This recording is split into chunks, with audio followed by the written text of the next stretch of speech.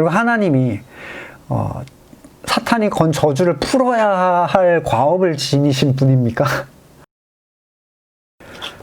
안녕하세요, 윤창성 목사입니다. 오늘은 민수기 14장 18절 아버지의 죄를 자식에게 갚는다라는 이 얘기를 가지고 같이 좀 나눠보겠습니다. 가게에 흐르는 저주라는 얘기를 들어보셨죠? 한때 굉장히 유행했던 부분인데, 이제 그때 유행을 탔을 때 몰입했던 그 목사님들이나 막 사모님들이 이거 가지고 계속 얘기하는 분이 계신 것 같아요. 뭐 출애굽기 20장 5절에도 아버지의 죄를 아들에게 3, 4대까지 갚는다, 이 얘기를 하는데, 이 본문을 굉장히 스트레스를 받는 이유가 뭐냐면, 이 저주라는 개념 자체를 우리 무속적 저주로 생각하기 때문이에요. 무속적 저주. 메릴린 히키라는 이 여자가 쓴 책의 이제 그 안에서 드러놓은 예가 뭐냐면,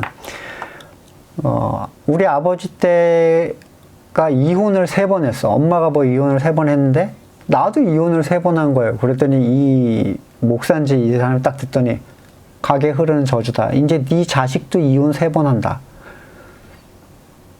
굉장히 무속적이죠. 근데 성경이 이런 식의 얘기를 하지 않는데도 불구하고 이렇게 받아들인다는 거예요.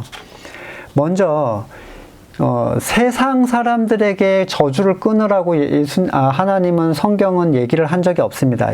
먼저는 이스라엘에게 준 얘기인데, 아버지의 죄를 아들한테 왜 갚아? 라고 불만이 있었던 것 같아요. 그래서 설명을 하자면, 이 저주라는 게 율법에 속한 방식이었기 때문이에요. 이 저주의 시조가 누구죠? 아담이에요.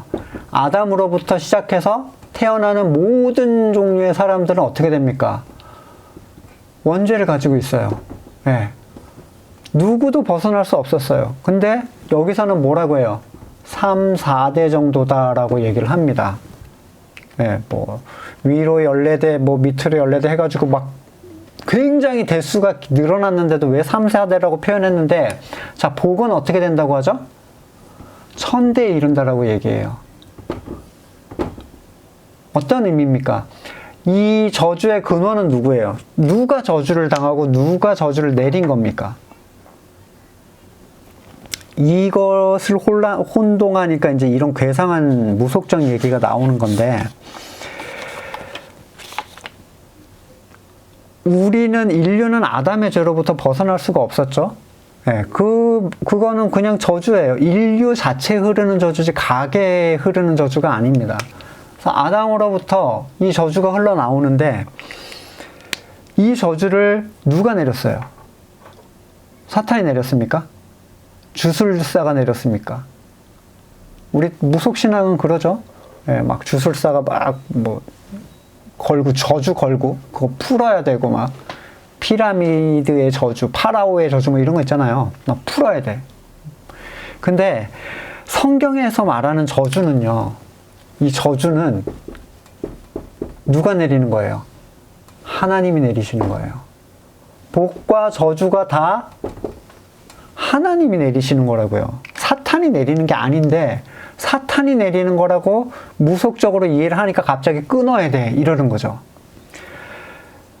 이렇게 하나님이 복과 저주를 주권을 가지고 계신 분인데, 사탄은 어떤 존재냐면 하나님한테 저주를 받은 존재입니다. 자기가 저주의 주권을 가지고 막 주술 거는 존재가 아니라 사탄 자체가 저주를 받은 존재예요. 인류도, 아담도 하나님으로부터 저주를 받아서 쫓겨났어요. 그쵸? 그리고 그 저주가 계속 이어지고 있는데, 이제 이 속담에 대해서 쓰지 못하게 될 날이 올 것이다 라는 얘기를 구약에서 합니다. 에스겔에서 18장 30절 이하의 앞쪽부터도 보시면 되지만, 내가 너희 각 사람이 행한 대로 심판할지라. 너희는 돌이켜 회개하고 모든 죄에서 떠날지어다. 그리한즉 그것이 너희에게 죄악의 걸림돌이 되지 아니하리라. 너희가 범한 모든 죄악을 버리고 마음과 영을 새롭게 할지어다. 이스라엘 족속아, 너희가 어찌하여 죽고자 하느냐. 자, 이 날들 생각해 보세요. 이렇게 그 속담이 너희한텐 가지 않을 건데 돌이키라는 거예요. 근데 돌이킬 수가 있습니까? 자기가 자기 영을 새롭게 할 수 있어요. 자기가 죄악을 버리고? 안 되죠. 예. 그 죄로부터 자유로울 수 없는 존재였다는 거예요. 이 구약의 시대는. 그런데 이게 바뀌는 시대가 오게 됩니다. 언제가 오냐면 예레미야 31장 29절에 그때라는 건 지금까지는 아니었다는 거예요. 그때 그들이 말하기를 다시는 아버지가 신포도를 먹었으므로 아들들의 이가 시다 하지 아니하겠고 신포도를 먹는 자마다 그 이가 신 것 같이 누구나 자기의 죄악으로 말미암아 죽을 것이다. 여호와의 말씀이니라. 보라 날이 이르리니, 그 속담이 안 먹는 날이 이르리니, 이때가 온다는 거예요. 이 저주가 이어지지 않는. 언제예요? 내가 이스라엘 집과 유다 집에 새 언약을 맺으리라. 이때까지는 옛 언약이었죠. 새 언약.